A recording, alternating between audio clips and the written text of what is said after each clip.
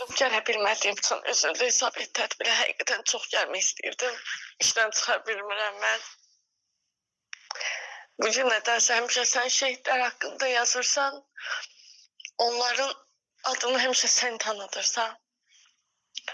Və sən bugün ona görə istədim sənə yazım.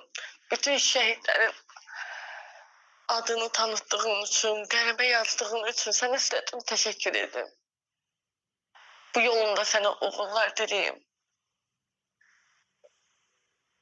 Sən bir qəhrəman şairəsən həqiqətən, çünki hamı qələmi əlinə alır, amma hamı qəhrəmanlar haqqında, şəhidlər haqqında yazmır. Nədən söyləyim, bugün sənə yazmaq gəldi. Bugün bu 27 sentyabr anım gününü hamı status paylaşır, şəkil paylaşır. Qalan günlər heç kəsin yadına düşmür. Amma sən hər gün, hər an statusunda da, tədbirlərində də, hər dəqiqəndə şəhidləri yad edirsən.